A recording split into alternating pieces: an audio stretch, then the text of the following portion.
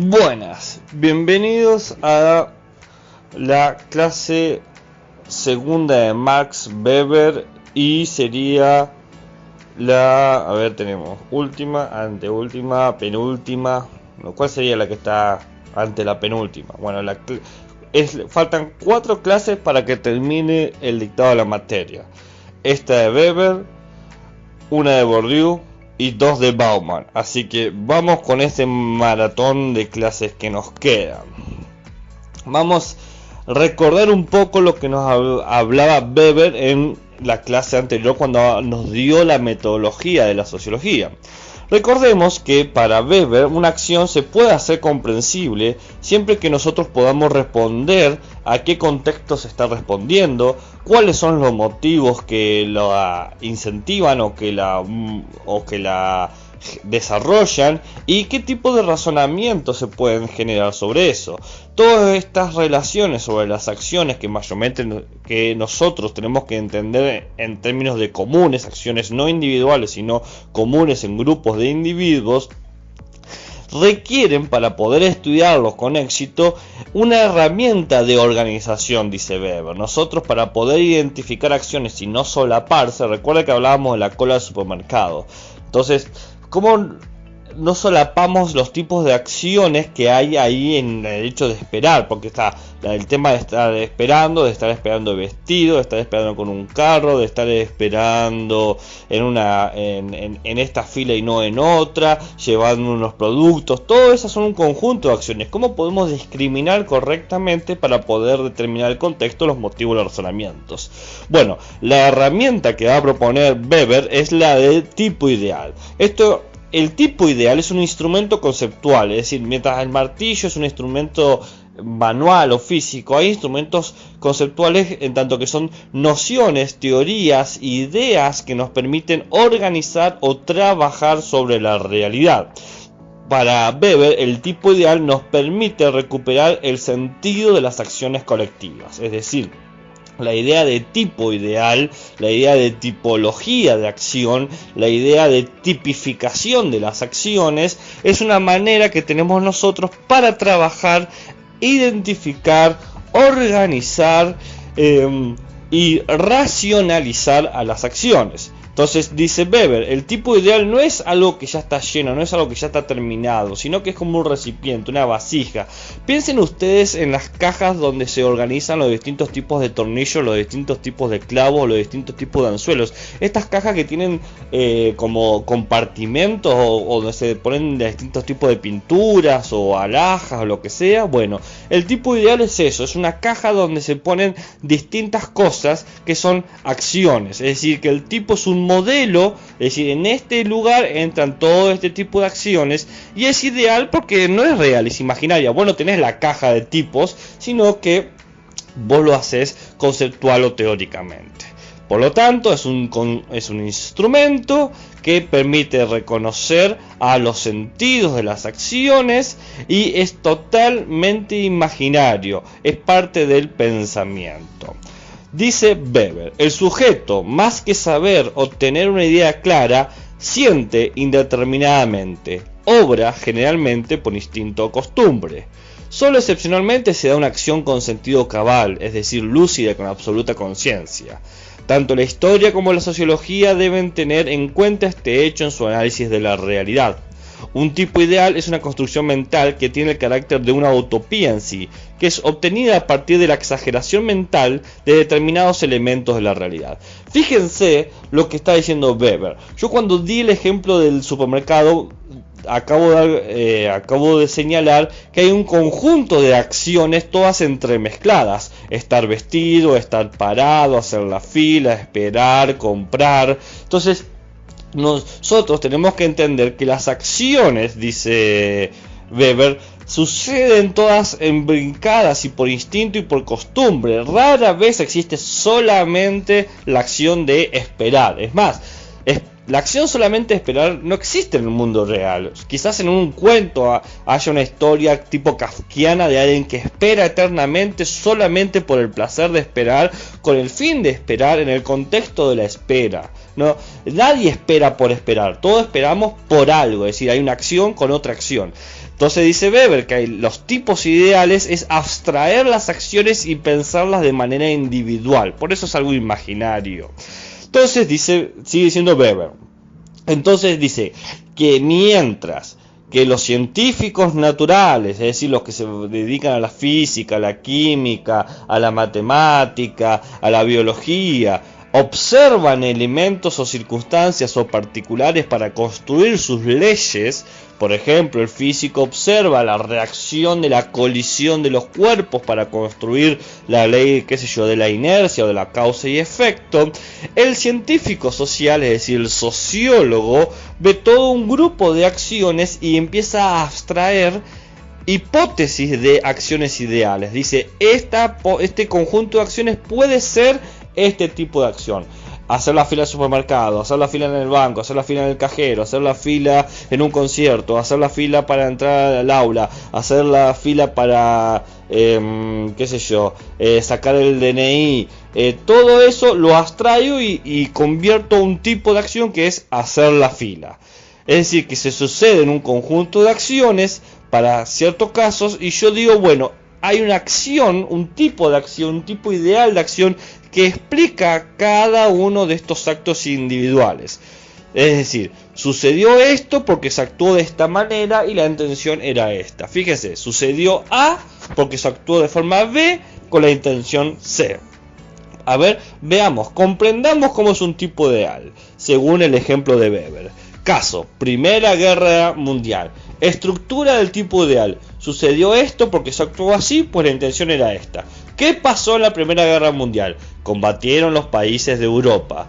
¿Por qué? Bueno, el motivo más tradicional y simplista es que se asesinó al Fernando de Austria y se generó una guerra austro-húngaro y una invasión a Rusia y Austria. Es decir, un conjunto de asesinatos y de invasiones produjeron todo un combate bélico en Europa en el principio del siglo XIX. La intención, ¿cuál era? Expandir y controlar el territorio de los enemigos. La guerra en sí, la Primera Guerra Mundial, es un conjunto innumerable de acciones que es muy difícil distinguir una de otras, pero nosotros podemos abstraer todo este conjunto innumerable y a veces ambiguo e inespecífico que va desde actos de espía, creación de alimentos, creación de armamento, distribuciones, discusiones, debates, relaciones diplomáticas, disparos. Todo eso son muchas acciones distintas que nosotros podemos abstraer y crear un tipo ideal de acción. Ideal no es que lo mejor, sino que es hipotético, imaginario, posible, ¿no? Es ideal en el sentido que es contrario a lo real. ¿Y cuál sería el tipo ideal de acción? Bueno, que es una acción mundial, una guerra mundial. Entonces ahí damos una explicación, una estructura a todo este caos de acciones bajo esta categoría, este modelo que es guerra mundial. Y la guerra mundial se explica porque es el combate de muchos países de Europa que se motiva por el asesinato de un príncipe y una guerra y una invasión, es decir, tres cosas: asesinato, guerra e invasión. Y la intención de todo esto era expandir y controlar territorio de los enemigos. ¿Qué dice todo esto? Que todas las acciones sociales pueden ser tipificadas, ¿bien?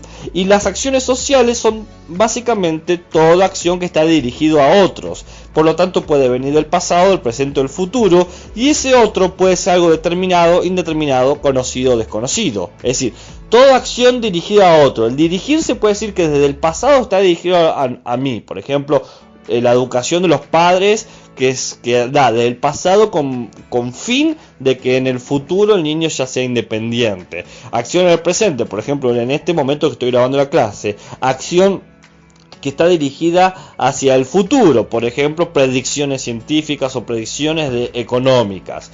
Y el otro puede ser alguien determinado que yo conozco, indeterminado que yo no conozco. Determinado e indeterminado también puede ser una persona específica o una idea específica. Los alumnos en general, el alumno en particular. Básicamente lo que está diciendo Weber es que si bien toda acción que no implica otra, no es una acción social demanda siempre la relación con un otro, porque justamente la palabra de lo social implica la relación de uno con otros. ¿Y qué tipo de acciones sociales podemos crear? ¿Qué tipologías ideales podemos establecer? Bueno, hay 4 formas de establecer tipos ideales de acción. Tenemos acciones en relación con fines, acciones en relación con valores, acciones que son solamente afectivas y acciones que son solamente tradicionales. Las relaciones con fines son todas acciones que tienen una racionalización, en donde se establece que cada acto de individuo espera una respuesta específica. Es decir, yo por ejemplo espero que mis estudiantes estudien esta lección. Ahora está la acción con valores, donde se hace algo según ciertos valores. Por ejemplo, yo valoro dar una clase a mis estudiantes porque considero importante ser lo más didáctico, pedagógico posible, y por lo tanto busco todas las herramientas posibles para cumplir ese valor. Lo hago de forma consciente. Luego está el tema solamente afectivo, que es por algo emotivo, por ejemplo cuando yo actúo por amor o por odio. Y luego están las acciones que son tradicionales, que tienen que ver con la costumbre. Por ejemplo, siempre dormí del lado izquierdo de la cama, siempre lavé los platos o nunca lavé los platos, o mi religión me prohíbe o me habilita a hacer tal o cual cosa. Entonces, por ejemplo, acción relacionada con fines, realizar un trabajo con equipo. Acción en relación con los valores, participar de un servicio religioso, ir a misa. Acción afectiva, declarar el amor. Acción tradicional, siempre saludo al vecino. Ahora bien, todo este tipo de acciones que yo acabo de decir, es decir, acabamos de decir que todas las acciones tenemos que abstraerlas para generar un tipo de acción. Ese tipo de acción puede ser de 4 formas, con fines, con valores, afectivos o tradicionales. Ahora bien, ¿por qué es importante estudiar estas acciones ideales? Es decir, con fines, con valores, afectiva o tradicional. Porque nos permite entender a nosotros cómo se relacionan los individuos, dice Weber, cómo pueden intercalarse los individuos en relaciones en términos de dominación. Porque todas las acciones que hacemos, dice Weber, tienen el fin de orientar la acción de los individuos. Yo actúo con fines porque busco un tipo de acción en los otros. Yo actúo con valores porque busco promover ciertas creencias. Yo actúo de forma afectiva porque busco producir ciertas emociones. Yo actúo de manera tradicional porque busco sostener cierta costumbre.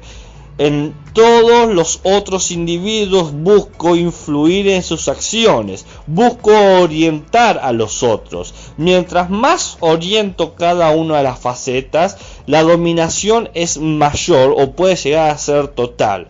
Esta orientación que lleva a los individuos a actuar de forma específica permite a mí que los individuos me obedezcan y me respeten, es decir, reconozcan cierta autoridad en mí y por lo tanto que reconozcan que mis orientaciones y mis acciones tienen un carácter de mandato. La dominación, dice Weber, busca siempre justificarse en una estructura de obediencia. Me obedecen por un fin, por una costumbre, por un sentimiento o por un valor. Me obedecen a mí como líder de un equipo, por un fin. Me obedecen por costumbre, siempre he tenido la autoridad. Me obedecen por un sentimiento, por ejemplo, me aman y confían en mí. Me obedecen por un valor, yo represento, qué sé yo, la paternidad porque soy el padre. Por lo tanto, actúan siguiendo los límites que yo he establecido y estos límites responden a un fin. Por ejemplo, todos tenemos que actuar así porque nos mejora como sociedad, porque aumenta nuestra economía, porque nos permite ganar la guerra, etc. Básicamente, esta estructura de obediencia, este cuadro administrativo, como dice Weber, supone un carácter de legitimidad. La dominación depende de la autoridad legítima, y la autoridad legítima se cumple siempre que se den estas 6 condiciones: resultados, relación, probabilidad, obediencia, persuasión y expansión. Veamos los primeros 2. Para sostener la legitimidad del mandato, yo debo ofrecer resultados observables. O sea, mi legitimidad como autoridad tiene que mostrar resultados. Nadie sigue a alguien que no presenta algún resultado que sea identificado de forma positiva y que encima ese resultado se conecte con la acción. Si yo te digo, tenés que estudiar, si no estudiás no aprobás, vos estudiás y aprobás, vas a decir, ah, bueno, tenía razón. Ahora, estudiás y aprobás, pero no por lo que sabes, sino porque te copiaste el otro, no va a tener autoridad lo que te estoy diciendo. Entonces tiene que haber resultado y relación del resultado con lo que yo te estoy mandando. Pero no solo basta con eso, es necesario un número de probabilidad y obediencia, porque el resultado conectado con un mandato te puede decir, bueno, fue una sola vez. Necesitas un mayor de número para que te muestre más y mejores resultados si yo cumplo lo que vos decís. Es decir, no tiene que ser accidental, tiene que ser válido y al mismo tiempo tiene que mostrarse como una ley o una norma. Es decir, ok, esto que se hace realmente sirve y toda la gente que lo ha hecho lo ha cumplido. Y para eso es necesario también que se pueda persuadir y expandir. Es decir, no para demostrar que los mandatos que yo estoy dando aumentan la probabilidad, necesito convencer que a todo el mundo le puede dar buen resultado estudiar para aprobar. Básicamente, convencer a los demás supone responder a cuántos puede llegar, cuántos pueden entender la relación entre lo que yo digo y los resultados y cuántos pueden conseguirlo. Es decir, a cuántos se le aplica la norma, si estudias vas a aprobar. Claramente este mandato que yo estoy dando se aplica a una gran cantidad de gente y encima supone un desarrollo y un crecimiento, y es muy probable que la gente lo empiece a replicar, o todos mis alumnos actuales en este momento, que son como 300, entiendan que este criterio se les aplique, porque yo puedo dar cada vez más ejemplos y cada vez, por lo tanto, puedo ser más persuasivo, porque la probabilidad se aumenta y se establece como una norma, una ley educativa. Un ejemplo, a ver, de cómo funciona esta idea de la dominación legítima. Caso: hay que estudiar sociología. Resultados: ¿cuáles son las consecuencias de estudiar sociología? ¿Son útiles? Relación: ¿las consecuencias solo se obtienen con estudiar sociología o pueden conseguirse de otra forma? Es decir, ¿los conocimientos de sociología se pueden conseguir de otra manera? Probabilidad: mientras más estudies sociología, más aumentan las consecuencias útiles del estudio de sociología o las consecuencias que te da la sociología. Obediencia: ¿puedo establecer un estudio sociológico como una norma de vida? Persuasión: ¿otros compartirán esta actitud de estudio? Expansión: ¿cuántos podrán hacerlo?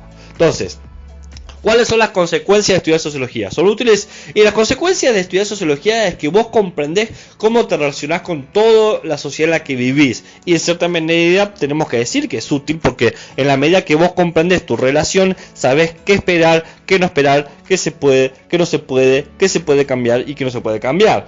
¿Qué relaciones se obtienen al estudiar sociología? Y vas comprendiendo aún más tu lugar en el mundo social.